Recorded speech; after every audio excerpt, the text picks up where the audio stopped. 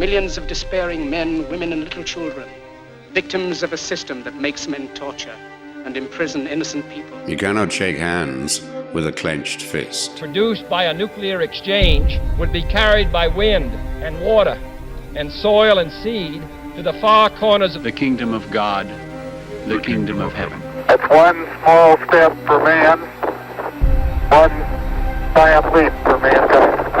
We're not saying that planet Earth is coming to an end.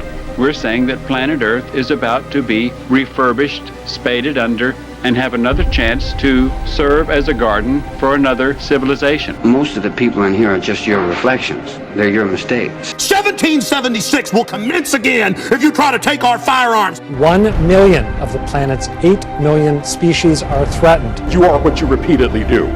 Therefore, excellence ought to be a habit, not an act. Your lives and the credibility of the United Nations is at stake. Epstein didn't kill himself. The reason this is such an interesting time is not only because we're on the threshold of the end of this civilization. They're trying to take you out with bullshit. The experience of the past 2 years has proven beyond doubt that no nation can appease the Nazis. To those who can hear me, I say, do not despair. The misery that is now upon us is but the passing of greed, the bitterness of men who fear the way of human progress. The hate of men will pass, and dictators die, and the power they took from the people will return to the people. And so long as men die, liberty will never perish. In the language of the U.S. Department of Defense, these are unidentified aerial phenomena. Roswell's a very interesting place with a lot of people that would like to know what's going on. There is very compelling evidence that we may not be alone. This is the Garden of Doom.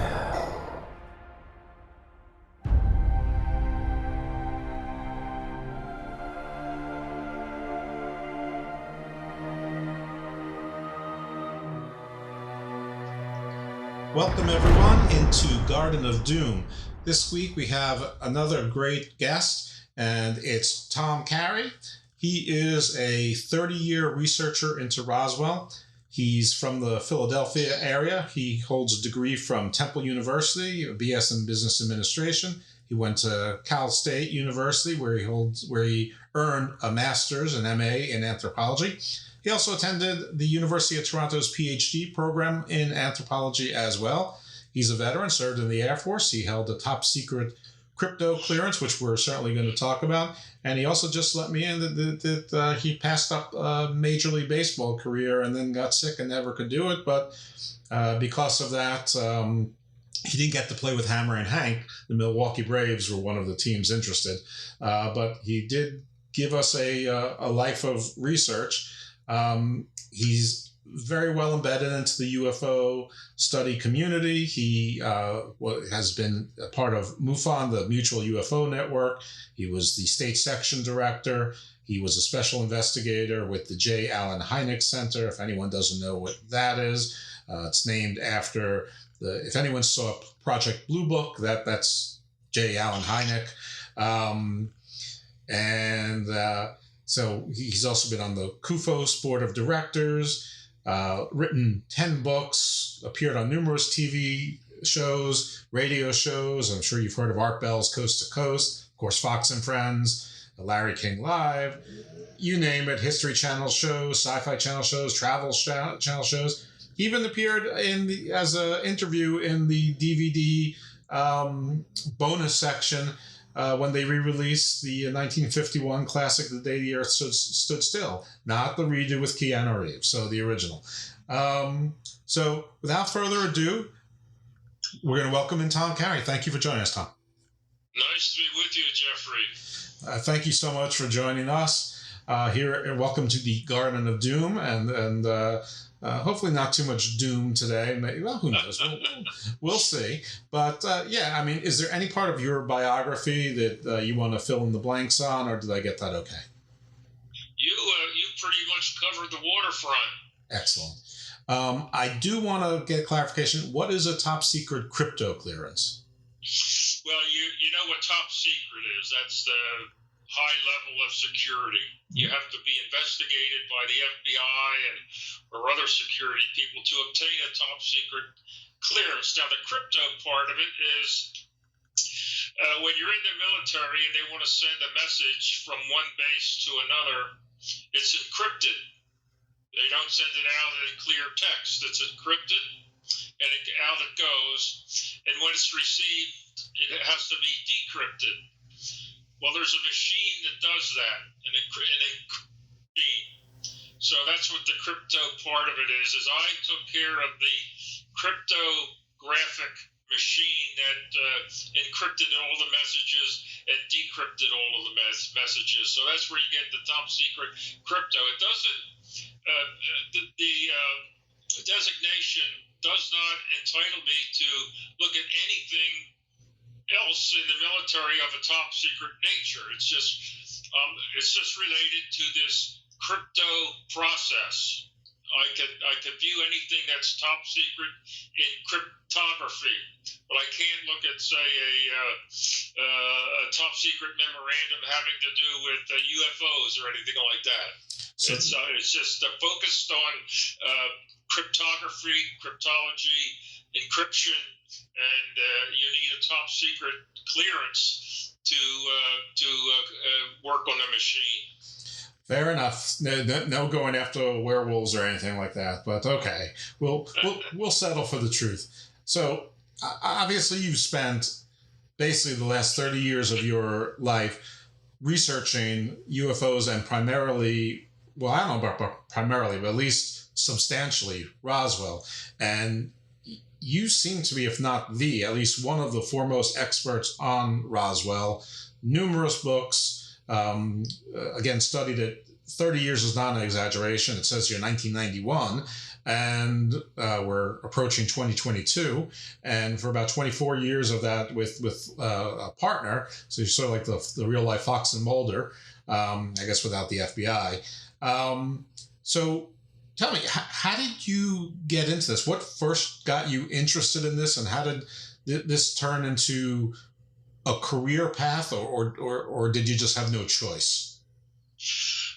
Excellent question, Jeffrey. Because when I was in school, both in high school and college, I was a 3-sport athlete.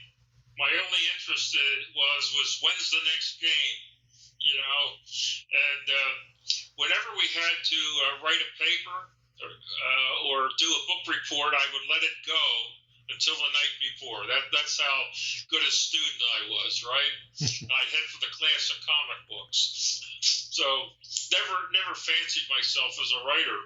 Well, as a teenager, I was interested in UFOs. I first in newspaper articles that what are these things that are flying around our skies that our latest fighter planes? They can't seem to catch up to them. Or are they piloted by beings from another world? What is this stuff? So I was already interested in UFOs as a teenager. Well, in 1980, I'm jumping ahead here. In 1980, this book came out called The Roswell Incident by William Moore and Charles Berlitz. Well, Charles Berlitz was the language guy. He would publish books on speak German or speak French, you know what I mean? Well, he had just written a book on the Bermuda Triangle, and he was very popular at the moment in 1980. The work for that book was done by William Moore, who had just written a book called The Philadelphia Experiment about a ship that allegedly went invisible, a destroyer that they made invisible in 1943, et cetera, et cetera, et cetera. So he wrote a book on that. But Stanton Friedman was the other one. He worked with William Moore to interview perhaps as many as 60 people. Stanton Friedman actually opened the civilian investigation of the Roswell case in 1978. It had lain dormant for 30 years. Because back in 1947, when the alleged crash occurred, It was a 2-day story. The first day, the headline was RAAF. That's not the Royal Air Force or the Royal Canadian Air Force. It meant Roswell Army Airfield near Roswell. They had recovered a flying saucer, as they called them back then. And that headline went around the world, and everybody got excited because the modern age of UFOs began only a week and a half earlier in Washington State with the Kenneth Arnold sighting, June 24th, 1947. Well, this was July 2nd, 1947, week and a half later, and this headline, the flying saucer, we got a flying saucer.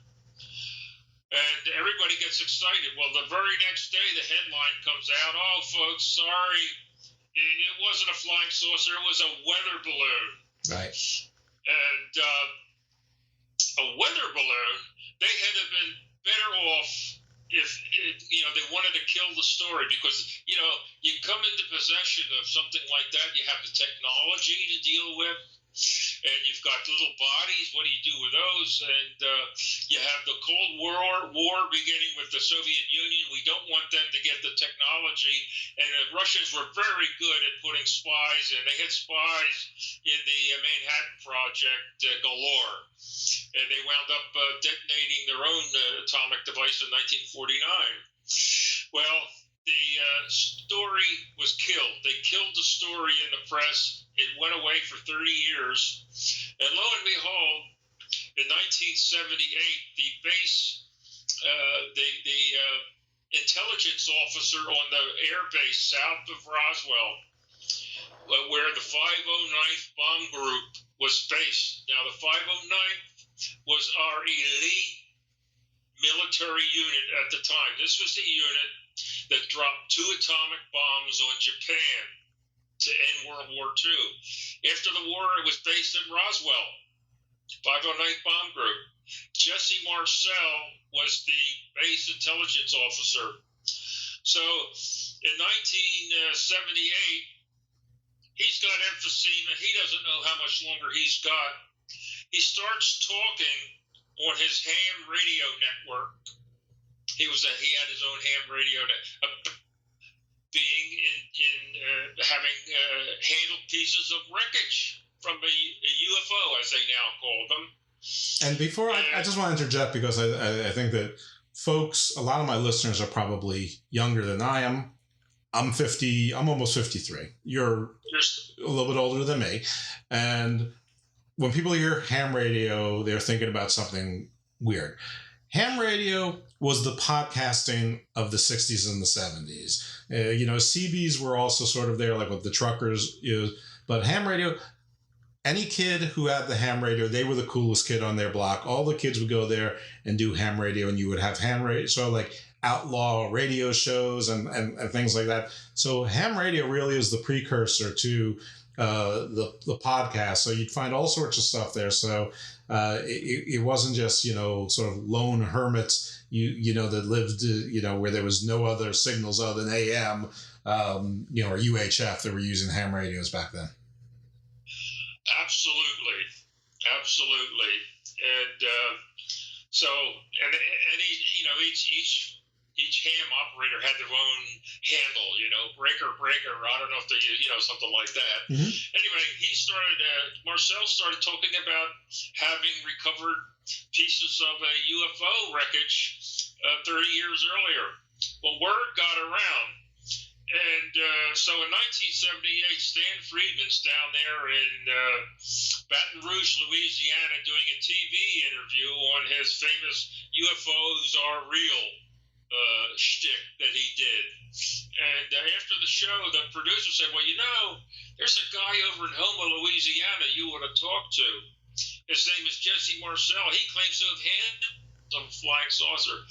So when Stan is on his way back home, he's at the airport, he gives Jesse Marcel a call to see what he's got. And it impressed Stan sufficiently that when he got back home, he teamed up with William Moore and they went to the library and found a microfiche of the headline back from 1947, RAAF captures flying saucer in Roswell region.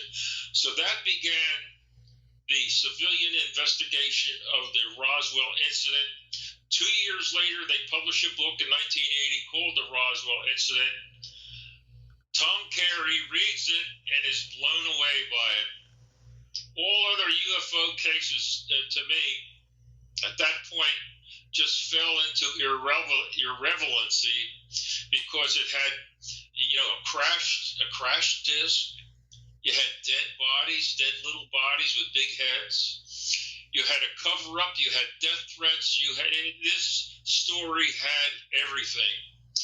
And for me, that was my focus as far as UFOs was concerned for the rest of my investigation. So 10 years goes by before the next book comes out. Now it's 1990, and I've subscribed to the J. Allen Hynek Center for UFO Studies bi-monthly report called the International UFO Reporter. And I read about these two guys, one named Kevin Randall, the other named Don Schmidt. They were reopening the Roswell investigation because after the first book in 1980, nothing essentially had happened. There was not another book on the case. So I'm reading, oh boy, we got two more guys that are opening it. So I called up Kevin Randall. I said, what have you done about trying to find the archaeologists who allegedly discovered this crash? Because by this time I had a MA in anthropology. I'm older, had my PhD work in anthropology, of which archaeology is a subset. So I said, what have you done about finding the archaeologists who supposedly were from Philadelphia, the University of Pennsylvania? He said, well, we interviewed one or two archaeologists, but they didn't go anywhere, so we sort of dropped it. I said, look, I'm living in Philadelphia. Let me go down to the university and look around and see what I can find out. And that's how I started. This is 1991 now. That's how I started. Was I went down to Penn to the Museum of Archaeology, and we're looking for certain archaeologists, and I found one who was allegedly at the crash site. He denied it, and I believed him. Back then, Jeffrey, we were considering the plains of San Augustine near Socorro as the crash site. And this archaeologist was out of the University of New Mexico. And he said, no, that's somewhere. He was over in Arizona doing work with the Apaches for his PhD. And, he convinced me that it wasn't him. So that was my introduction to actually working on the case and just not reading about it. Was trying to find the archaeologists who allegedly had discovered the crash. Okay. And that's 1991. So we did find the archaeologists. They weren't from Penn, but there were students at from the University of Pennsylvania working in New Mexico at the time, and I identified two. I know that one of them, when I called him and I mentioned Roswell, he slammed the phone down on me, which convinced me that I struck a nerve. So what's in, yeah. But they were from Texas Tech in Lubbock, Texas. Buddy Holly's hometown. Sure. They were from Texas Tech. And the other one was from the University of Nebraska, and so we also relocated the crash site from the plains of San Augustine, where 1947, where we concluded, to just north of Roswell. We had a lot of witnesses. We came up, as we sit here, Jeffrey, we have over 600 first and second hand witnesses to an extraterrestrial crash. Wow. Over 600 first and second-hand witnesses. So that's what I've been doing for the last 30 years with Don Schmidt, originally with Kevin Randall too, but he left the field basically in 1995. He split with Schmidt. I teamed up with Schmidt in 1998. We've been a team ever since. And like I said, this book, our latest book, is called Touched by Roswell. It's a little different. It doesn't list witnesses, or the other 9. We're putting the case together. Right. This happened at this date, and so was involved in that. And we have him on a written document attesting to that fact. But this one's a little different. I can mention that a little later, but I read it, so I actually know what it's about. It lists a whole bunch of sort of famous people, celebrities who are in some way, shape, or form connected to Roswell and impacted by it. And there's some like Jimmy Carter is one, but yes. One of the ones that was really interesting to me and it stuck with me was Ted Danson. Apparently, his father was an officer, in Roswell around the time, and he was really impacted by it, and that always left an impression. Ted Danson, but they were Ted Danson. When I was looking for the archaeologist, Jeffrey, one of the things that I did was I went down to the University of Pennsylvania Museum of Archaeology. I went to the library, and in archaeology they have several journals, monthly, bi-monthly, whatever. And one of them is called American Archaeology. And every January, the January of every year, it discusses all was done the year before. So I got the January 1948 edition of American Archaeology and opened it up. And one of the things that was going on was this team of archaeologists from Harvard that was headed by a fellow named Dr. James Otis Brew, B-R-E-W, and his assistant was a Edward Danson. I said, oh my God, I wonder if that's Ted Danson's father. And it turned, so I wrote to the Cheers star, Ted Danson, who was Sam Malone, the bartender in Cheers.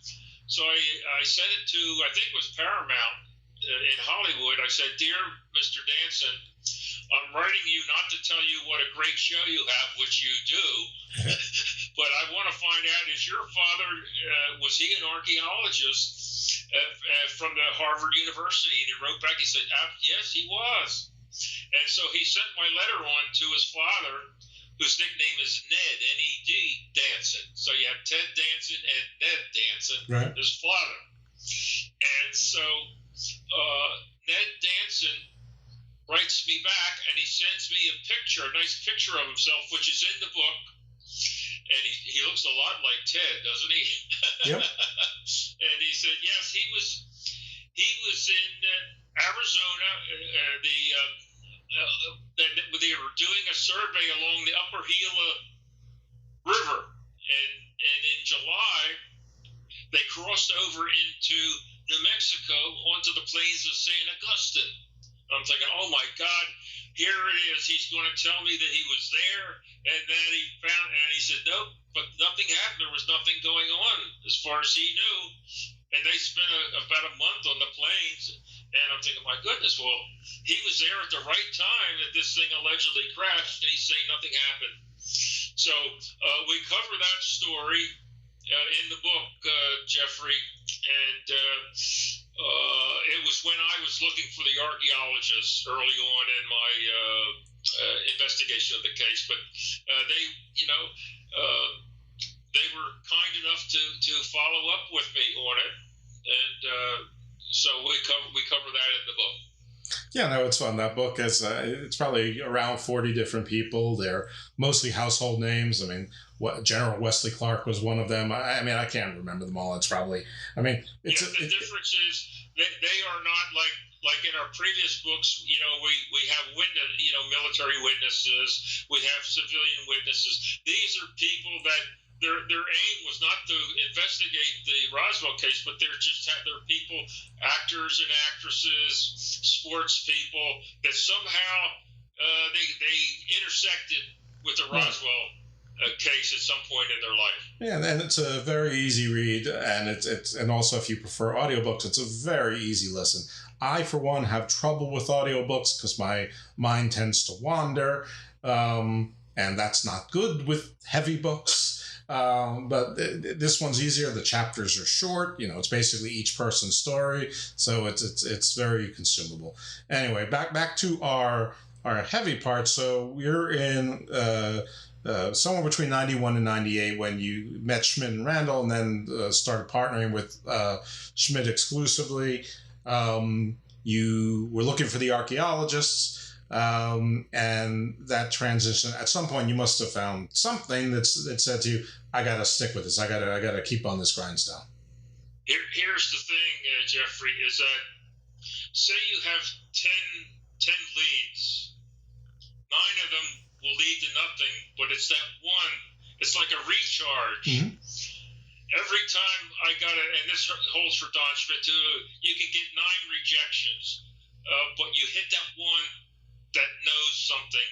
It's like it's like the old telegraph, and you have to keep recharging it. And that's what would happen. Oh boy, we got another witness, and it just carries you. It just pushes you on to continue on, and that's what happened. For the 600 witnesses, first and second hand, that we probably have another 1,000 leads that didn't materialize into anything. Oh, sure. But it's the hits that you get, and at some point we felt, oh boy, we have got this case nailed. We have got it nailed. And everything after that, the new witnesses that we get are just reinforcing what we had already concluded. But you still want those, for corroboration. And that's the way the investigation worked. It just was the case was so interesting, and I'd have to think hard to where we actually, there was no other conclusion we could come to. It was fairly early in the case, I would have to tell you, probably in 1991 or 92, which for me was early. When we had a witness called Edwin Easley. He was the base provost marshal. He was the top policeman on the base. He was in charge of the MPs, or the APs in the Air Force. We used to call them APES for Air Police. And so he was in charge of them. And so he was in charge of securing the crash site. Okay? And we have witnesses who saw him there. And so we actually interviewed him on his deathbed. He was literally on his deathbed when we interviewed him. And actually Randall interviewed him. And to every one of Randall's questions, because this was at a time that we still weren't quite sure if we were on the right track or not, whether it was a crash of a UFO or not. Maybe it was... this is that early in the case. So to every question that Randall asked him, he said, "I'm sorry, I can't answer that. I'm sworn to secrecy." Next question, "I'm sworn to secrecy." So for me, I would have given up. I would have given up. The guy's not going to talk. He's not going to talk. So Randall he gives him a throwaway question. He says, "Well, can you tell us if we're going in the right direction or not?" And so Easley says, "Right direction? What do you mean?" He says, "Well, in the UFO direction." So there's a long pause. And he says, "Well, let me put it this way. You're not going in the wrong direction." So he didn't give a positive affirmation. He says, "You're not going in the wrong direction." So at that point, we knew, because he was a high-ranking officer, he was the provost marshal. And he promised the President Truman, that he would never talk about it. And he didn't until we got to him. And so at that point we knew it was the crash of a UFO. And so we kept that, that track for the rest of our investigation. Okay. Well, let's work backwards then. So let's work with the conclusion. What happened at Roswell? It was the crash of a craft of unknown origin from another planet, most likely from another solar system, that traveled. I'll get to how they travel later. And there were 5 occupants. There were 5 beings. 4 were killed. It didn't crash. It exploded in the air. Most likely, if it was not an internal explosion, it was struck by lightning, because we have a number of witnesses who heard a muffled explosion that was not a thunderclap, but a different type of explosion the night of July 2nd, 1947, during a thunder and lightning storm. And the next day, the rancher named Mac Brazel, sheep rancher, he's out checking his ranch, for damaged fence or how the sheep are, and he comes across this big field, excuse me, this the size of 3 football fields, full of strange metallic wreckage. And he can't figure it out what it is, because it's totally different than anything he ever had seen or handled before. And about 2.5 miles east of that site, there's another little site. There's a bluff where he found 2 dead bodies, 2 little dead bodies with big heads. That's the overriding feature of these large pear-shaped heads with a frail body. So a couple of days later, because this is like the 4th of July weekend, so when we say little bodies, how little is little, or how big is little? 3.5 to 4 feet tall. Okay, so like a 10-year-old kid. Yes, and that's how Walter described them, or Blanchard, the base commander, described him like a 10-year-old child with a big head. And so Brazel drives into town, into Roswell, to the sheriff's office, because he wants somebody out there to pick that stuff up, because he's worried about his sheep, because they won't cross that. Sure. He won't cross that area. They won't cross that area to get to the water. So he wants somebody out there to pick that stuff up. And so, did anyone? I'm sorry to interrupt. Did anyone back then know about radiation? Were they afraid of radiation, or was it 1947, 1949? It just was, nobody thought. The military did. The military did. But not the rancher. The civilians didn't know. Okay. The civilians didn't know. But the military did, and we know they did check it for radiation, and they said there was no radiation. So, although mysteriously over the years, a extraordinary number of civilians in Roswell have died of cancer. So it makes you wonder. So. No, it would make me wonder. Actually, the opposite. If they didn't, I mean, if there's a lot of radiation, I wonder, has there been anything unusual attributed to the livestock? Like, has the meat not been approved, or have the sheep not been able to procreate, or are there any records on stuff? There's been no investigation of that. It's not like the cattle mutilations where the cattle have been dissected apparently, and this is, I guess, that's in Colorado or Wyoming, but there's been no investigation of the sheep, other than they would not cross that pasture for 2 years after all that stuff was cleaned up. They still wouldn't cross that pasture. They sensed something. What it was, we don't know. But well, they wouldn't cross that pasture. If there's still any investigation in you want to pass something off to an intern or something, follow the sheep. If the people got sick, I bet the sheep got sick too, and I bet there was some strange animal breeding and food incidents. We have, if there was, we haven't heard of any. Well, you said nobody's looked into it, so heck, maybe I'm onto something. You never know. Well, unfortunately, the main crash site, which is the one, the Brazil Ranch, is off limits now because they have a new owner. It's on BLM land, Bureau of Land Management land, but it's surrounded totally by private property. Sure, but it's not off limits to the sheep. The sheep don't care. Well, we can't get to them. It's private property. No, I mean in the last 70 years, there were at some point there were probably if all of a sudden there was like a lamb shortage for 30 years.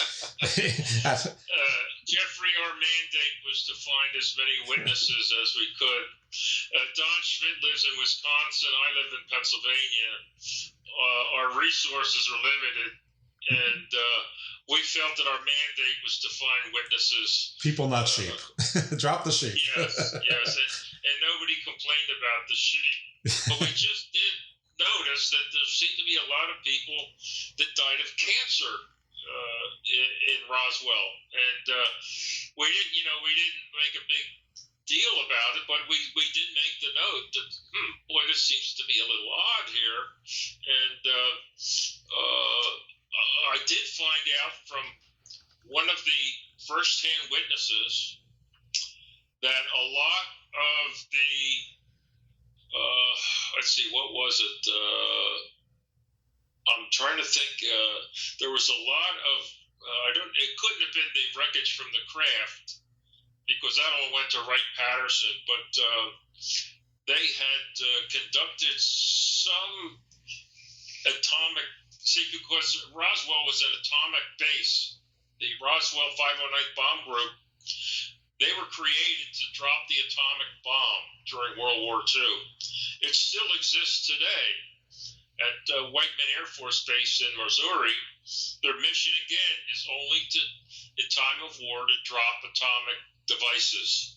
And they use different aircraft. They don't use B-29s anymore. They use the B-2 Spirit stealth bombers and things like that. But my understanding from one of the witnesses that some hazardous material was buried in along a certain road in Roswell, and he showed me where it was. I said, well, did the people of Roswell know that? And he says, no. So I tried to alert them of that, but they didn't seem to care. So but anyway,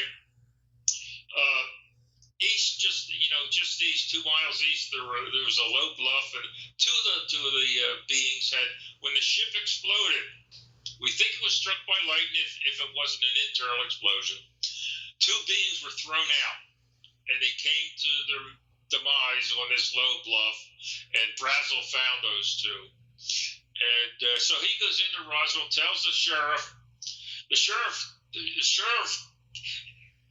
Wilcox, George Wilcox, he says it was the biggest mistake of his life that he called the air base. He said, I should have called somebody in the media or somebody in private, somebody private to investigate this because it wouldn't have gotten covered up. But he called the air base. He said it was the biggest mistake of his life. They come out and they swear everybody, the seekers, don't go out to the site because the civilians had already gotten to the site. They were the first ones there. The ranchers, the children of the ranch, they were the first ones at the site. The military gets out there and they sequester everybody, threaten them with death if they talk. The whole ball of wax, and they covered everything up. Nevertheless, they put out that headline on July the 8th that they had recovered a flying saucer. Now, was that a local folklore, or was that orchestrated by Washington? This is the only thing where Don Schmidt and I disagree. This is the only disagree. And it's a mild disagreement. I think it was a local folklore, and Don thinks it was orchestrated from Washington with the false headline. Okay. And so we disagree on that. But they would have been better off if they wanted to change the story. They would have been better off if they said it was one of their top flight experimental jets or something like that, we wouldn't be talking today. But they come up with this cockamamie weather balloon story that nobody believes, except at the time the press did. But it just, even a 6-year-old can recognize balsa wood, tinfoil, and rubber. That's basically what it was made out of. But it killed the story until Jesse Marcel went public 30 years later. So that's, at the time, it was a two-day-old story. So, but the story has everything, Jeffrey. It's got, we're talking about a real live craft, metal, metallic of some degree, that can't be deformed in any permanent way. You can't scratch it, you can't burn it, you can't fold it up to where it creases. It just comes back to its original shape. It there was one live entity. There were 4 dead and 1.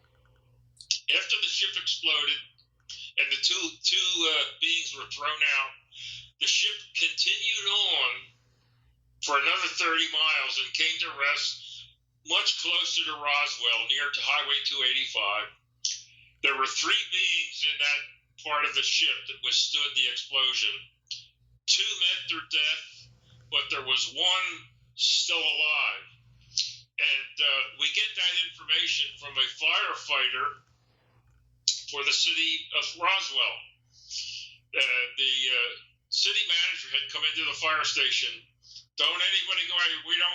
Don't go out to the crash site. The military will take care of it. Military will take care of it. Don't go out. As soon as this one firefighter, he was a crew chief named Dan Dwyer, as soon as he heard that, he jumped in his car and out he went. So he got to the crash site even before the military got out there. And he said that his eyes were drawn to the ship, what was left of the ship. Sure. But then he saw 2 beings that were sort of hanging out of the ship that were obviously dead.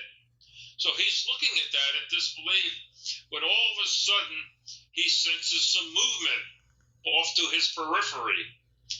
So he looks over and there's a being that survived the explosion and the crash. One of the 3.5-foot tall with a large head beings from another world is there walking around. And so his family, we got the story from his daughter.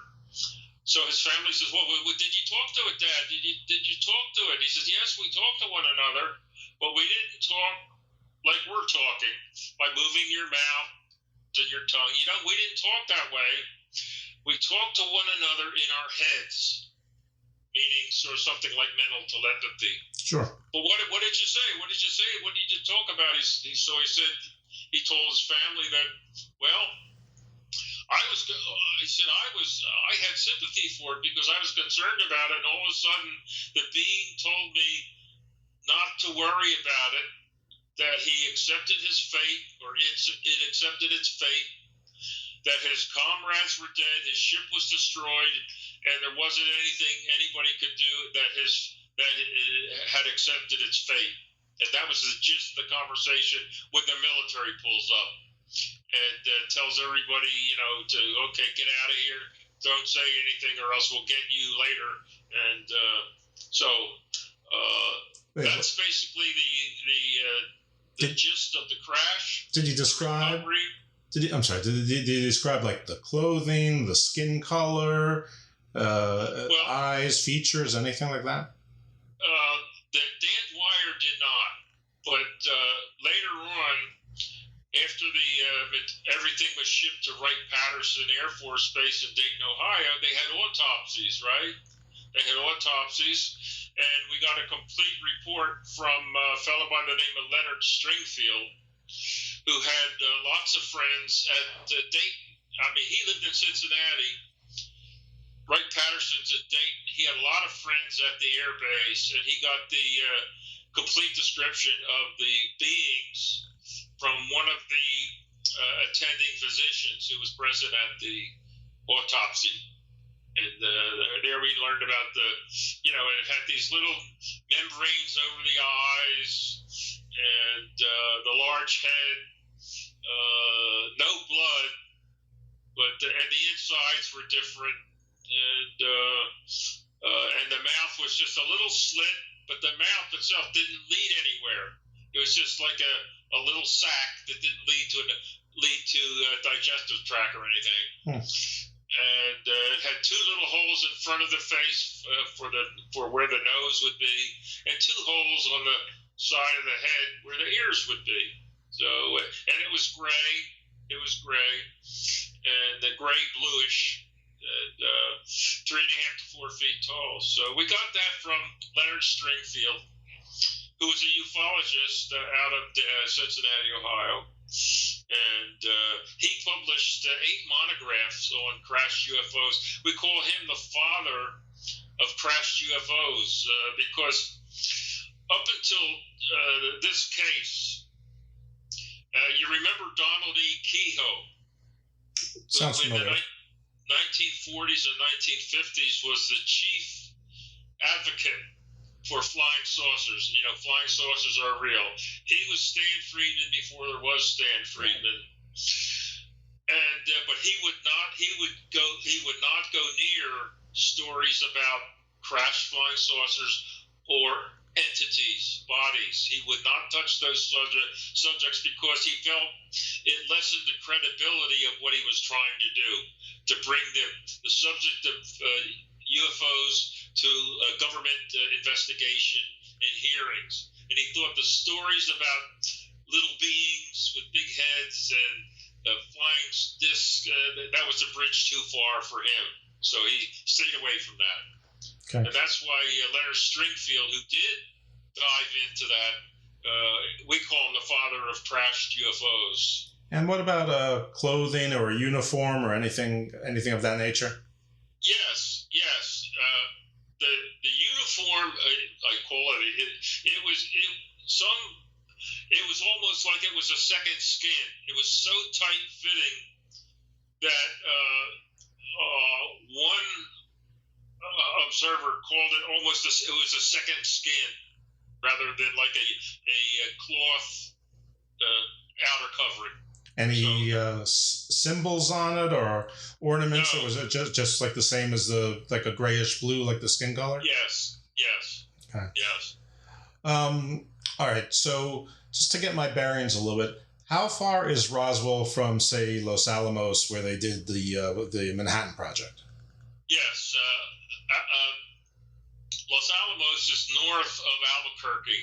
And I know it, if I drive from Albuquerque to Roswell, it takes me 3 hours. So Los Alamos is about an hour north of Albuquerque. So that's that. I don't know how many miles that is, but that in time-wise, it's about 4 hours from Roswell. Is Roswell north, south, east, west? No, Roswell is in the southeast quadrant of New Mexico. Okay. Yeah, Albuquerque's sort of in the middle. So okay, so yeah, Albuquerque is in the just to the left. If you're looking at a map of it, it's just to the left of the center and up a bit. Right. So they were going towards Texas. I'm sorry. Roswell is towards Texas, not Arizona. Yes. If you take. I forget what the highway number is. If you just go east from Roswell, you go right into Lubbock. Okay. And a statue of Buddy Holly. Well, it's probably like 10 or 5 or something like that. Anyway, and Area 51, is that on Roswell's grounds? No, Area 51 is northwest of Las Vegas, Nevada. Okay, I thought it was in Nevada. So yes. What is there any relationship between Area 51 and Roswell, or is that just something that's been conflated in pop culture? Absolutely. We have a book, one of our books was called Inside the, if I give a talk, every time I give a talk, Jeffrey, I'll say, how many people have heard of Area 51? And all the hands go up. Sure. All the hands go up. Well, how many people have heard of Wright-Patterson Air Force Base? And maybe 1 or 2 hands go up.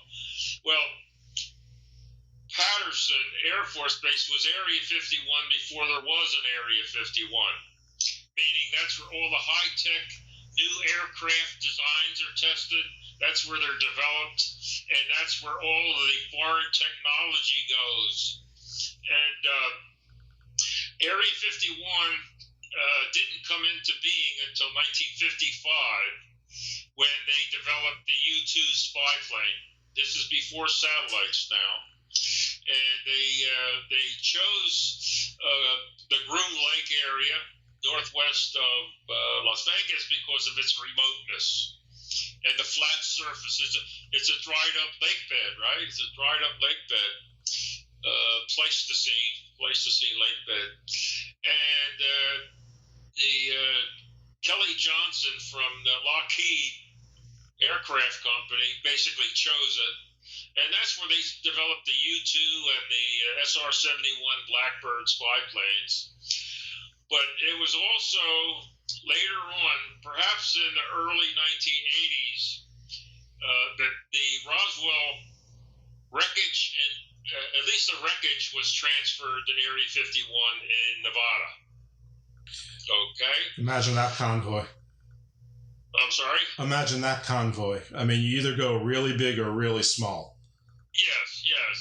And so that's where the wreckage was transferred, because people were starting to hear about this Hangar 18 in Wright-Patterson, about this Hangar 18 where all the UFO artifacts were allegedly kept. So things were getting too hot in Dayton. So they shifted to Area 51 in Nevada. Words that were never said before or after. That's gotten too hot in Dayton. Right. And so the bodies, so it was kept there in Nevada, but then Area 51 started becoming known, right? Sure, yeah. And in 1996, some of the workers at Area 51 sued the U.S. government for hazardous material because they burned hazardous material there in open pits, and a lot of people got sick.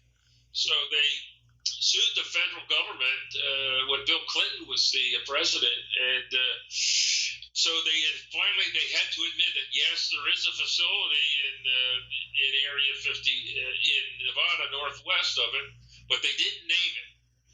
And but they had originally denied that there was anything there in northwest of Nevada of that nature. But the lawsuit brought out the fact that there was something there of a serious nature. And so they moved the UFO stuff from Area 51 to Area 52. Do you know what Area 52 was? I do not. It's Dugway Proving Grounds in Utah. Okay. In World War II, it was a bombing range, just like Area 51 was originally was a bombing test range. So they really didn't get that creative. They just sort of moved north. Yes. So they moved the stuff to Utah at Dugway, and that's where the bodies wound up. We think the bodies are still there. The five Roswell bodies we think are still at Dugway in Utah. The wreckage itself, Jeffrey, is now in private hands. Now, I don't mean your Uncle Harry or Aunt Louisa. I mean private companies like Bigelow Aerospace, Lockheed Martin, Rand, Battelle Memorial Institute in Columbus. Those private hands, they have big government contracts, but they're still private companies, so they're not responsive to FOIA requests, Freedom of Information Act requests. Right. So that's where the wreckage is now. And the bodies, the last we'd heard, and this was a deathbed confession from a former head of the Foreign Technology Division at Wright-Patterson, they're in Utah, Dugway, Utah. What are they in? Are they in some sort of embalming fluid or some sort of I don't even know what the cryogenic chamber. I mean, I don't. Yes. We have witnesses to that effect. They're in cryogenic suspension. Yes. Okay. And I guess they're still being studied to try to figure out what makes them tick, or... Well, I suspect by this time they know what they've learned as much as they can learn from the autopsies. But the one that was still alive, they must have learned some things from it, because, I mean, if the firemen could converse with it, certainly the scientists at Wright-Patterson and Battelle could converse with it the same way by talking in your heads. So what they learned, we don't know. I mean, this is mere speculation, but it seems like the firefighter who encountered the being had no malice, just wanted to go to hell. Right. The scientist, maybe not. And the being, if it was telepathic, maybe it wouldn't talk. That leads to the question of how long did it live? And one of the eyewitnesses, and we get this story from his son, because a lot of the witnesses, Jeffrey, by the time we got to them, they had passed away, but their children were responsive because the parent passed on the information to a son or daughter. And the information we got from the son of one of the officers who saw the live being at Wright-Patterson in early 1948. This was like 6 months, well, maybe 9 months after the crash. He encountered it at Wright-Patterson along with a number of other officers in this Air War College class. And they were led into a windowless room. There were about 60 of them. And on the wall was this mirror. It was one of these see-through mirrors that you could see through it, but anything on the other side could not see back through it. One way. So so this one witness who we were able to locate and interview his son, because he had passed away, said that they looked through this window and there was this strange creature. They didn't know what to expect.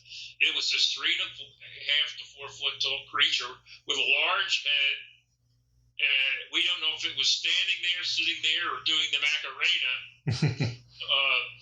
But he said he had an immediate emotional connection to it, and by that I mean he said he felt its humanness rather than its alienness. They didn't talk, but he said he had this emotional connection to it immediately, and he felt great sympathy for it, and he felt the humanness of it, the human qualities, even though it wasn't human, rather than its alienness. Well, empathic qualities. So the son said, well, what happened to it? And he said, they killed it. And, what do we got here? The St. Valentine's Day Massacre? No, it wasn't that. They were doing some sort of experiment on it, like, who knows what, and it died or expired during some procedure they were doing on it or to it. And that was in 1952. So it lived until 1952, as far as we know. So that's 5 years. Yes. Okay. So, all right. So earlier on you said that you would discuss how they flew here. So what can you tell us about the technology? Because I don't know. That's a good question, because our mandate, Jeffrey, was not to find out those things.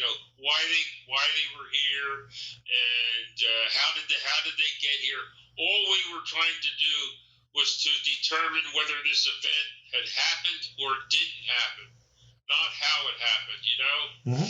Well, in recent months, this I would say only within the last year, I finally started thinking, well, geez, how did it get wherever it came from?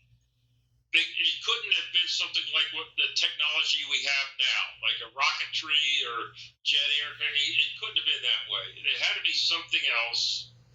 And I had, over the years, listened to scientists talking about bending space, to that you have to bend space somehow. And I thought, woo, that's way over my head. You know, I'm an anthropologist. I'm interested in evolution and things like that. But bending of space, I think, well, that would make sense. You would just, rather than having to travel all that distance, you would just jump over it. Or a black hole or something, I don't know. And that's as far as I got. But I did conclude that it had to be something really different than what we have. Well, it turned out that this is like about 5 years ago. We had a witness. He was German, and he knew some of the paperclip Germans who had come over after World War II. That'd be Werner von Braun and a couple of the others.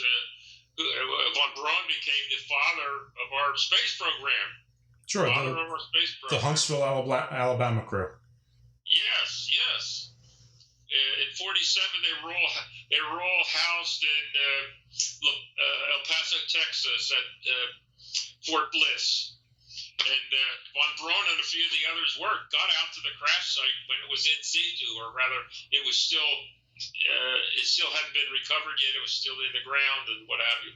They were there because our government was concerned whether it was a Russian device or not. That's what they were concerned about. Well, anyway, this German fellow, he was a medical doctor, he comes into the museum in Roswell, and he says, I have this friend who was one of the original paperclip Germans. His name was Ernst Steinhoff. He was second in command, just below von Braun. He was a physicist. He worked on guided missiles. That was his... See, von Braun's specialty was outer space, rockets.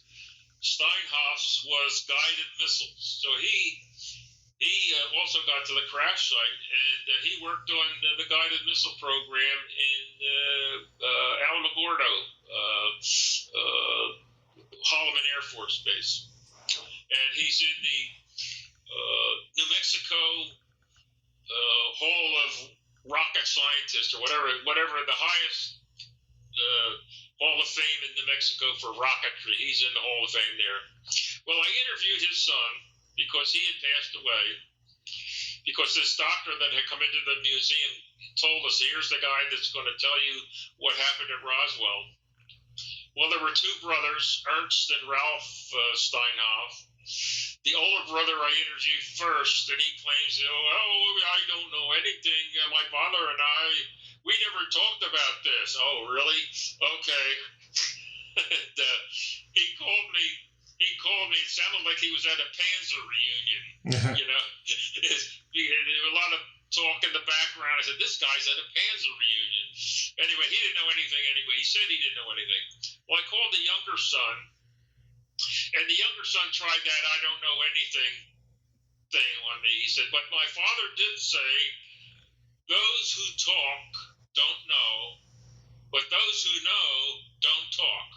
So that was his big saying to me. He says, so the son says, by the way, do you know what the weight to mass ratio was of that ship? Weight to mass ratio? What are you talking about? Well, that's something his father would have talked about.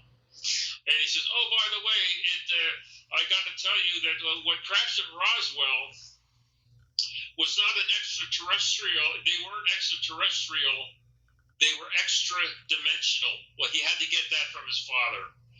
Because his father was heavily involved, according to the son, in the analysis of the Roswell wreckage and the whole Roswell crash. So his son says, it wasn't extraterrestrial, it was extra-dimensional. So, oh my goodness. Well, if Uncle Harry had told me that, I wouldn't have paid any attention to it, you know. But coming from, say, Ernst Steinhoff, who was a rocket and guided missile expert who worked in those areas, was involved in Roswell. So I filed that away. Maybe 6 months after that, we're writing our book, The Case Closed, the Roswell, the Ultimate Cold Case Closed, which was the book that came out before this one. And so we have an associate lives in Florida. Name is Anthony Bergalia. He has worked 10 years on trying to find out what became of the Roswell wreckage. That's his, and he gave me a story, and it was the story, and I checked this with the source. The source of the story was Bill Burns, who used to have the UFO Hunters show on TV. Bill Burns, he's a PhD and a lawyer. He's got a law degree and a PhD, and he's been, UFO hunter, UFO. He wrote a book called The Day After Roswell, and so he told William Burns that number one, Roswell was a crash of beings from somewhere else. It was a real crash of beings from somewhere else. It was not so much extraterrestrial as extra-temporal, time travelers. So coming from the source of that story was a Navy rocket expert by the name of George Hoover. Commander George Hoover passed away, but he told Bill Burns he was on Werner von Braun's team, and he learned all this stuff. And the word was that this was not extraterrestrial; it was extra-temporal. So coming from those two people, that's the best I have, Jeffrey. That's the best I have. Probably 5 years ago, that would have sounded absolutely crazy, but based on some of the science that's come out, it seems like that's more plausible and easier than extraterrestrial, just given the time. He even took it one step further. I just remembered. He took it one step further. He said it was us from a future world. Ah. He said it was us from the future. Well, that explains why they could breathe our atmosphere. Yeah. Well, that's one explanation. Anyway. That's what he said. And so, like I said, coming from Uncle Billy or Uncle Harry over a Bud Light, I wouldn't pay so much attention. But coming from those two fellas, I have to pay attention to that. Well, the anatomy certainly changed a lot in whatever amount of time that was. But what do I know? Maybe. But it follows it follows my understanding of how evolution works. They look like exactly what I thought, if that happened, what they would look like.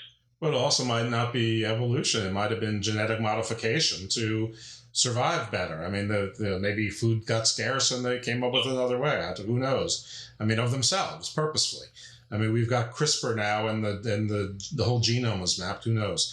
Anyway, yes. Anyway, this is ranked. Or Neanderthal.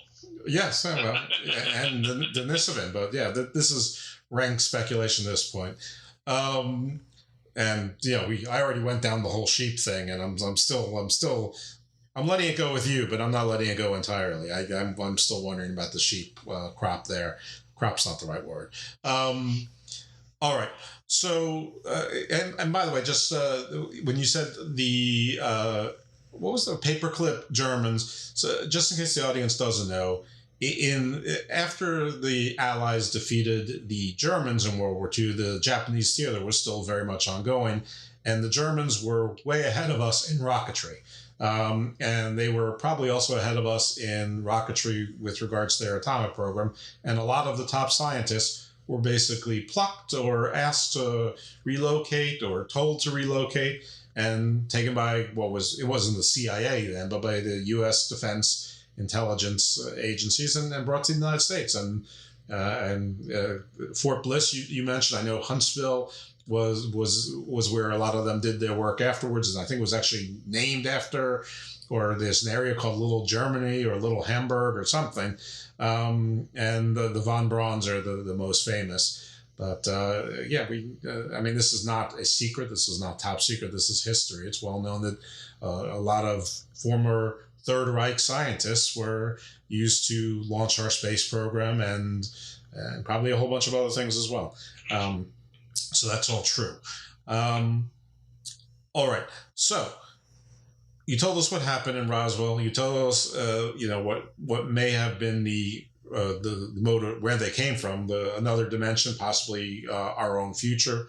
Who knows? Another dimension can be a lot of things. It doesn't just have to be time, but it's more likely a dimension rather than another solar system, just because of the time it would take, unless they found some sort of warp or space bending technology, which is possible.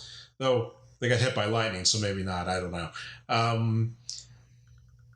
But they were in their corporeal state at that point. When it was struck by lightning or it exploded, they were in their, I don't know if I'm pronouncing that, corporeal state, physical state. Corporeal, yeah.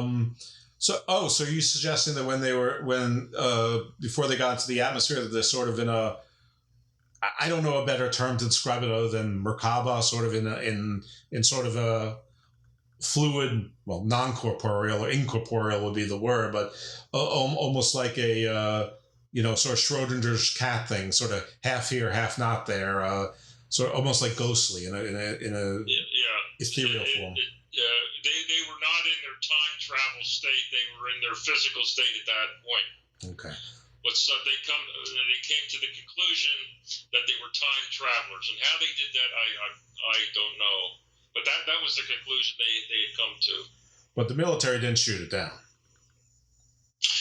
As far as we know, they did not. Okay. We hear, maybe they shot it down. But there's no evidence to that.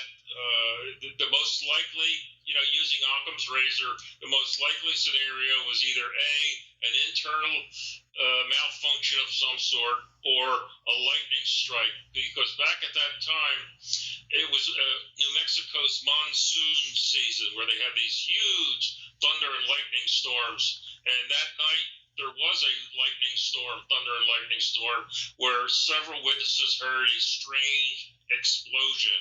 And the next day, Mac Brazel found all that wreckage in his sheep pasture, the Golondrina draw. Have you ever encountered Reverend Jim Williamson? No. Okay, he had a museum in Roswell for a little bit, or maybe a lot of it, but I can't remember the amount of time. But I'd spoken to him, and he ran a museum there for a while. Not important. Okay, so we talked about. I mean, basically, I sort of jumped from you were talking to the provost officer Isley to what happened at Roswell. I guess from Isley to your conclusions, what were sort of the big steps? Who were sort of the big people that you spoke to that were enabled you to put together this puzzle? And I'm sure you touched on some of them already. Jeffrey, it's not so much big, just the quantity of people, little steps that you put them all together. It's like a jigsaw puzzle with 1,000 pieces, and they're all about the same size, and you form a tapestry. And we do have a couple biggies, as we call them. Colonel Easley certainly up there. Another fellow was, of course, Jesse Marcel. There'd be no Roswell case without Jesse Marcel. Another fellow by the name of William Bill Rickett, and he was a senior master sergeant on the base at the time.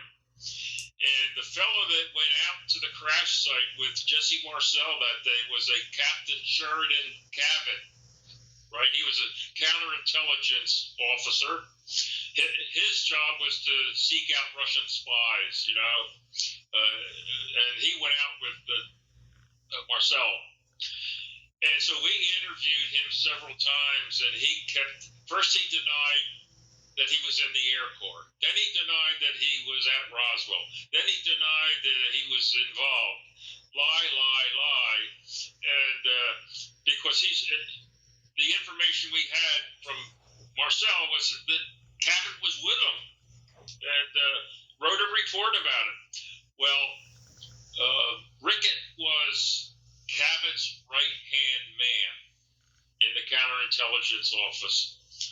And when we interviewed him, he just put the lie to everything that Cabot had said. So without him, we wouldn't have been able to identify Cabot as a key participant in the case. And Rickett went out he was out at the crash site. When he got out there, he wanted to pick up a piece of wreckage, and his question was to Easley, is this stuff hot? Meaning, is it radioactive? And he said, no, it's not hot. Go ahead and see what you can. And he couldn't bend it. He couldn't do anything with it. So he told about the secrecy and how Cabot was lying. And so he would be up there as one of the key witnesses to the truth of this event. And mostly, though, Jeffrey, it was a witness who knew a little piece of the puzzle, and you put all those together and you've got the picture. And that's what Walter Haut was the public information officer. He was the first lieutenant back at 47. We got to know him very well. He was a good friend of ours for 20 years. He died in 2005. For years, all he said was, well, I put out the press release. Colonel Blanchard called me in. He dictated the press release that we had captured a flying saucer, and I delivered it to all the media in Roswell. And that's all I know. And we're thinking, that's all you know? You're right in the middle of the biggest story of the millennium, and you're not curious as to what was going on. We didn't believe that for a second. Well, over the years, we interviewed other witnesses, and they had told us, oh, yeah, Walter had a piece of the wreckage. He did this. He did that. He was at the crash site, blah, blah, blah, blah. So what we did is we put together what was to be a sealed statement, because he had promised Blanchard that he would never talk about this for the rest of his life. He would never publicly talk about this. Other than he would say, well, it was a UFO, but just don't ask me how I know. That was as far as he would go. Well, we put together a sealed statement of what we knew that he had done, what he was involved in. We said, okay, Walter, would you be up to signing us after you pass away? He said, okay, let me look at it. We said, look it over with your family, look it over with your lawyer, change what you want to change, delete what you want to delete, and add what you want to add. And a few months went by, and it turned out he signed the whole thing. He didn't change anything. He didn't add anything. He didn't delete anything. We put it away. This was 2002. He died 3 years later. We opened up the sealed statement, and we included it in our first Roswell book. Well, that's a lot of trust, and that's a lot of rewarding of trust there. Yeah. I mean, he trusted you, and you guys sat on it for 3 years, and I mean, for all you knew, it could have been longer. Yes. But this is a good segue, because we should have mentioned it already. I should have anyway. So there's a few books that the folks should know about for sure. 2007, co-authored with Don Schmidt, Witness to Roswell, Unmasking the 60-Year Cover-Up. The sequel is written 2 years later, Witness to Roswell, Unmasking the Government's Biggest Cover-Up. In those 3 years, those were the two #1 best-selling UFO books in the world during that 3-year period, 2007, 2009. And they're considered to be the best books written about the 1947 Roswell incident and obviously the aftermath. There's a motion picture that's planned. There's a TV miniseries that may be planned. I know there's lots of things that are planned out there, but hopefully those will come to fruition. There was also a later book called Inside the Real Area 51 about the Wright-Patterson Air Force Base. We talked about it obviously in Dayton. I made my little Dayton joke, which cost me whatever listeners I have in Dayton or fans of Dayton, probably forever. Just kidding, Dayton. I'm sure it's lovely. I've been to Urbana. And that book was released in 2013. It reached #1 in Amazon's Astronomy and Space Science category. And it was also one of the top, well, it was in the top 100 books of the year. One of them, so it's redundant, for 2013. Another book was called The Children of Roswell. That's from 2016. Also reached #1 in its category in Amazon. another book called UFO Secrets Inside Wright-Patterson. That's from 2019. It's a bestseller, and it's still a bestseller, at least at the time that this biography was written. And Roswell, The Chronological Pictorial, and Roswell, The Ultimate Cold Case Closed, both were released in 2020. They just recently hit the market, obviously. So, maybe there's some more data on that Tom's here so he can share with us if he'd like. And then, of course, we talked about Touched by Roswell, which just came out in 2021. We talked about it earlier with people that Touched by Roswell. It really is a very interesting and really an easy read. I don't know if the other ones are easy or not, but this is an easy read. It's a nice summer read, and it's interesting. So you're not reading about nothing, even though it's what I would call light reading. And there's a book coming out, hopefully next year, called Witness to Roswell, and that's in honor of the 75th anniversary. You've been published in many languages, so there's a lot of stuff going on there.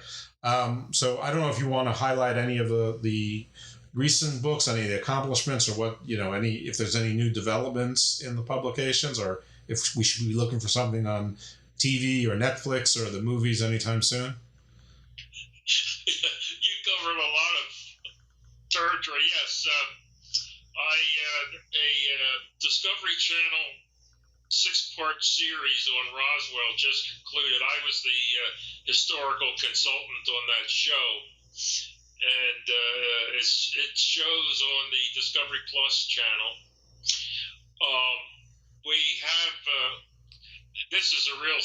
We thought we had Ron Howard to do a Roswell movie, and he came to us, and he's done Cocoon. He's done a lot of big movies. Ron Howard was oh my God, I can't believe it again. Richie Cunningham in Happy Days. Richie Cunningham, yes. Yeah, but he's done tons of movies, a million movies. At one point, it was he's going to do it, and I thought, oh boy, I'm going to be able to get that house up in the mountains.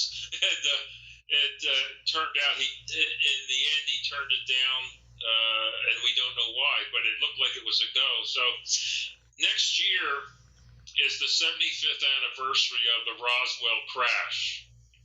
And we thought that a movie coming out next year would be because Roswell is known all over the world, Jeffrey.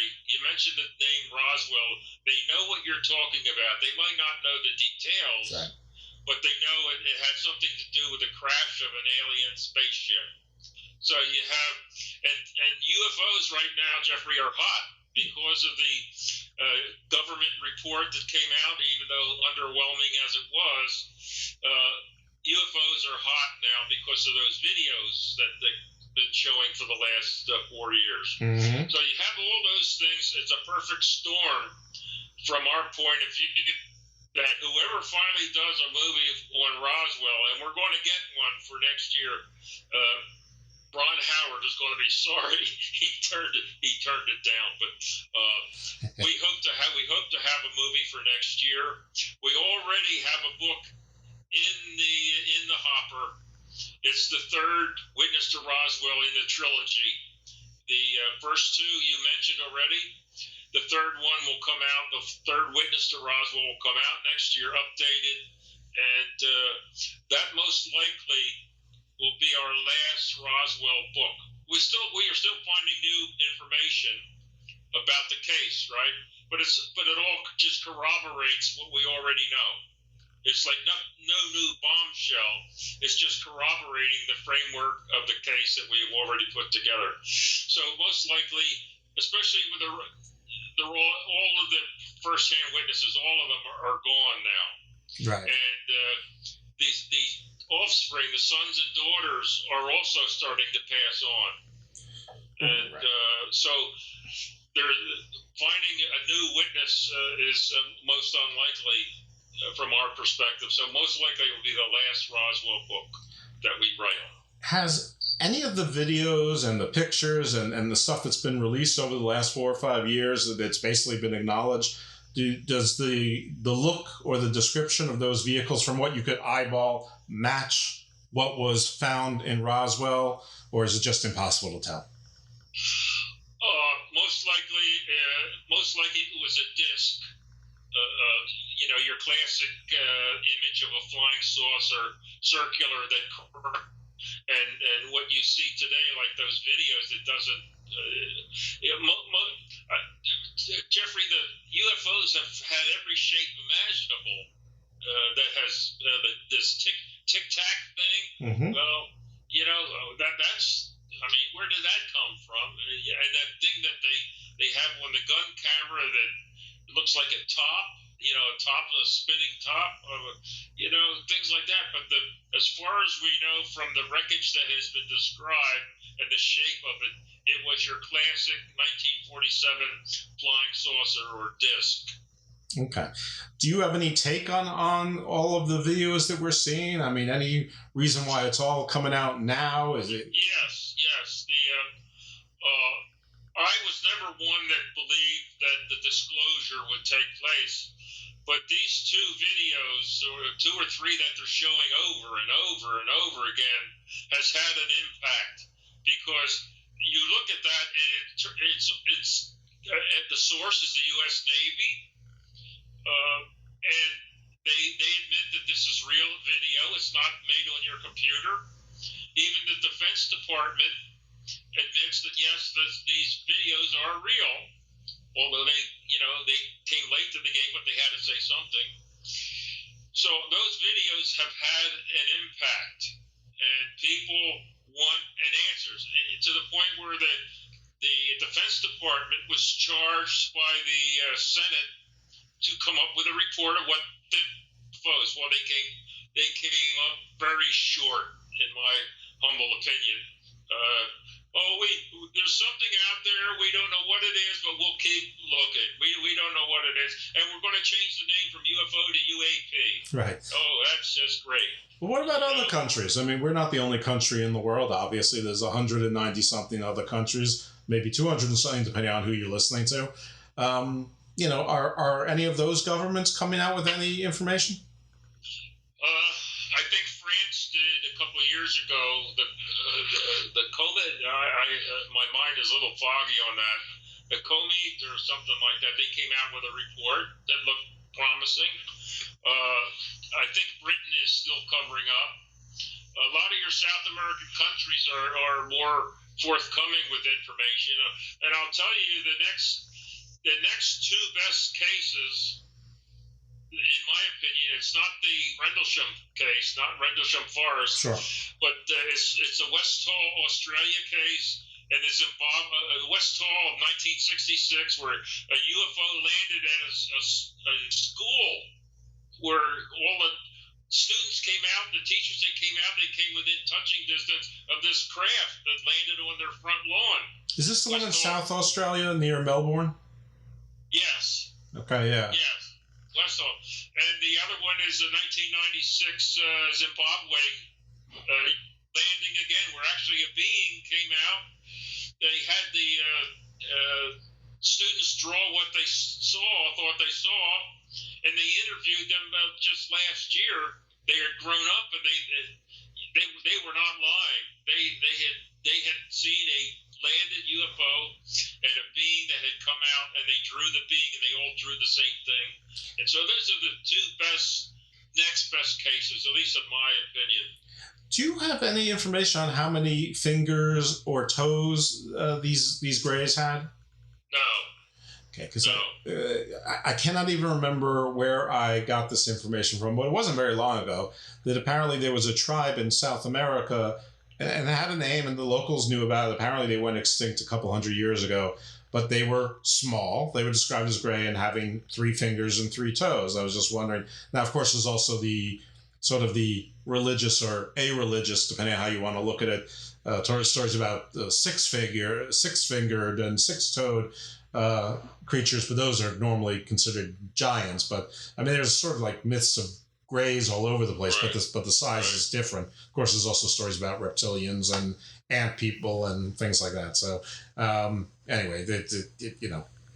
On another, not to switch gears, but to let you know, is I had the chance to go on a Bigfoot expedition. It's going to be taking place in 2 weeks. That's great. But it's in New Jersey, in the Pinelands. Really? And the fellow who's organizing his name is Eric Mintel. He's a jazz piano player. He has the Eric Mintel Quartet, played at the White House, and very famous.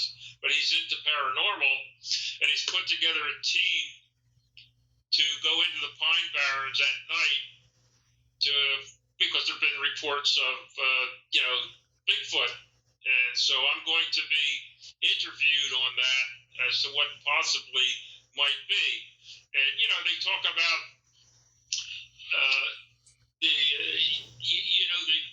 Roger Patterson Gimlin film from 1967 is the best film that we have allegedly on it.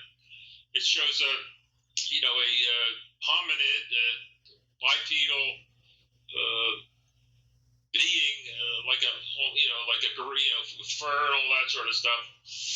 And if that film is genuine, then Bigfoot is not.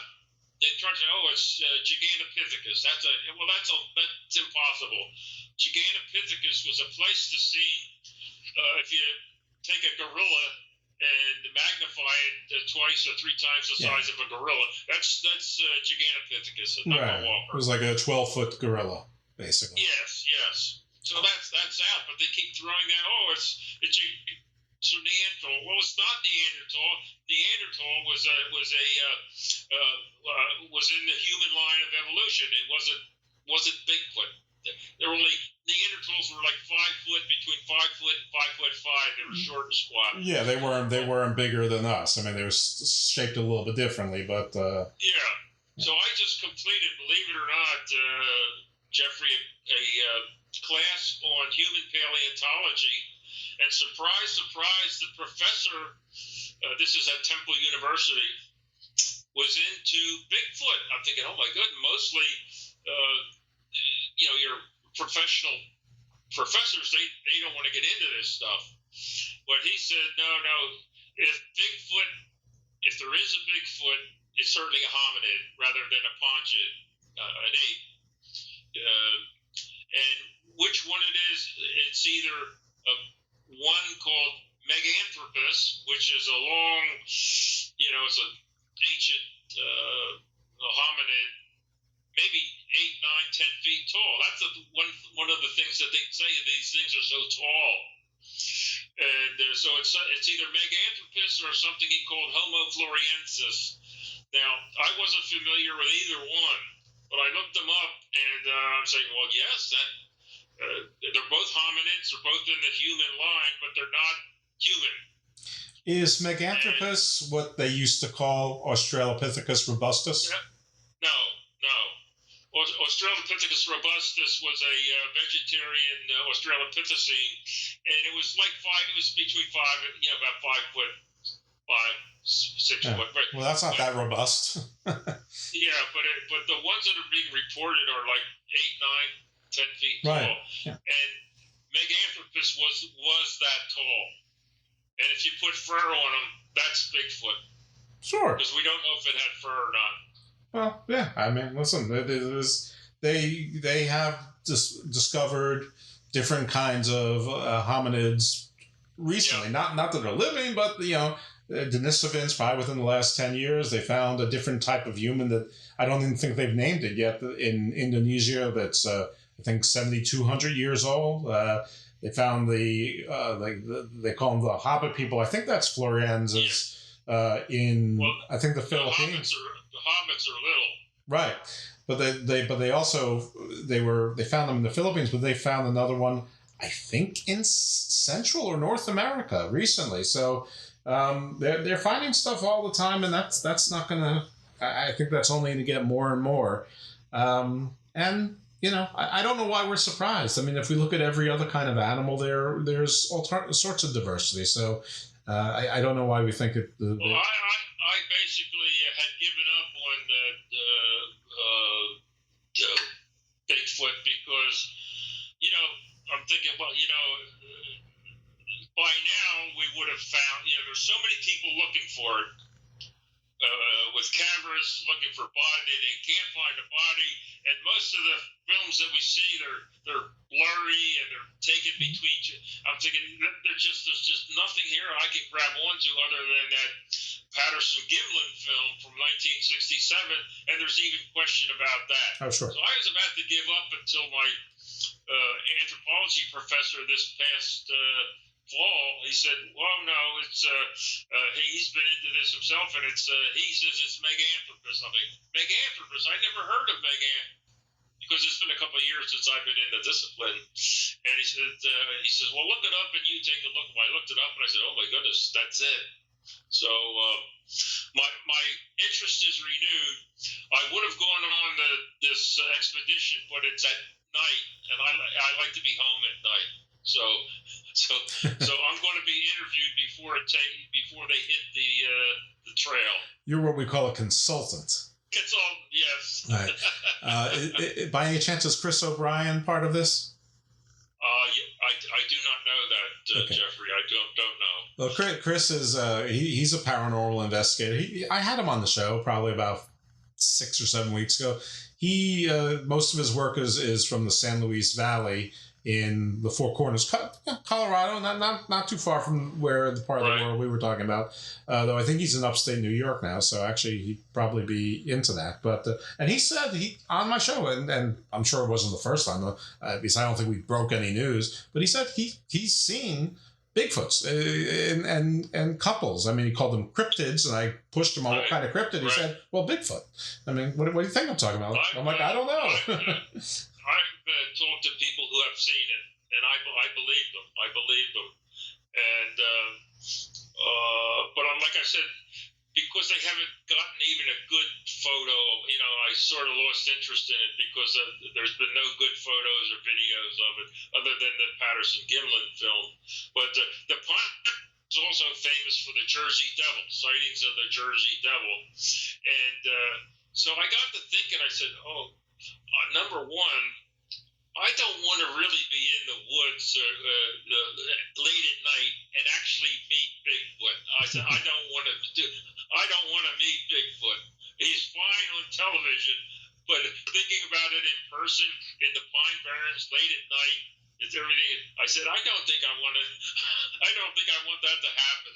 So you may find the Russian guy from The Sopranos who they chased away naked, and we never saw him again. He never came back. He ran into the Pine Barrens. Yes. Maybe he's Bigfoot. I don't know. But it's something, it's interesting.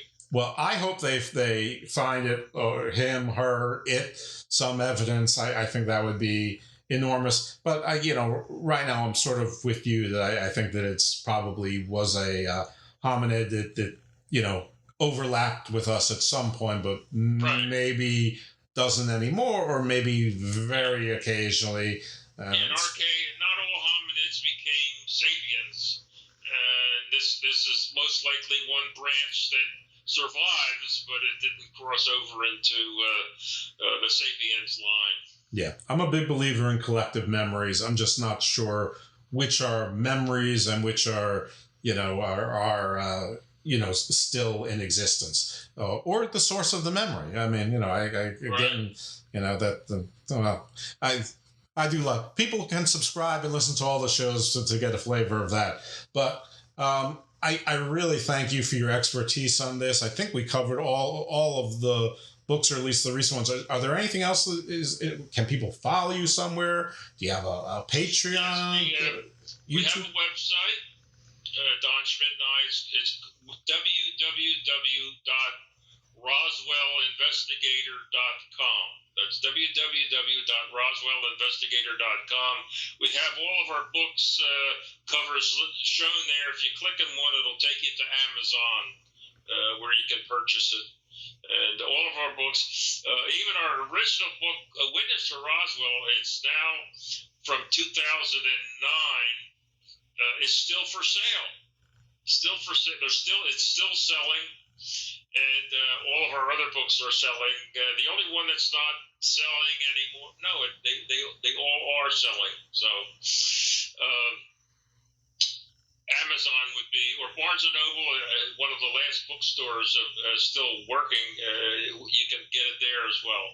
Excellent. All right, great. And they should possibly be looking out for the new book and those other projects. Listen, if you learn they find Bigfoot, please let us know and come back again, or send one of them over. And when your new book comes out, you're certainly invited to come back again with any new information, or with Mr. Schmidt. That'd be great. Our new book, Touched by Roswell, there's even a chapter in there on Elvis Presley was touched by Roswell. A lot of famous names that readers would know that have been touched by Roswell somewhere in their life. Yeah, it's a fun book. I'm not just blowing smoke. It's a fun book, and I keep calling it a summer read, but it really is. It's a nice summer read, but it's interesting. It's not what I expected when Mr. Mantle suggested I pick it up. But I was glad. It was interesting, and obviously a few of them made an impression on me, and probably different ones will make different impressions on other people. But that I remembered Ned Dawson dancing, and I'm like, because then I went to Neddard Stark and all of that stuff. But anyway, thank you so much for your time, your generosity, continued success. Maybe you'll change your mind and you'll go into those Pine Barrens. Who knows? I'm sure you'll be fine. But happy hunting to that crew, or not hunting. Happy sighting. No hunting. I'll go in the Pine Barrens when the Orioles wind up in first place. Oh, well, then you're safe. Consider yourself retired. All right. Thanks, Jeffrey. My pleasure. All right. Thank you. Thanks so much again. My pleasure. All right, folks. We just said goodbye to Tom Carey. So, yeah, pick up his book or books. Check them out. And I really hope you're enjoying UFO Theme Month so far. I've just been really pleased with speaking to these different researchers and not having the same story told over and over again. That I was sort of worried about the redundancy. And as of this time, I've recorded 3 individuals, and with 3 very different angles. I don't even want to say stories, but just completely different.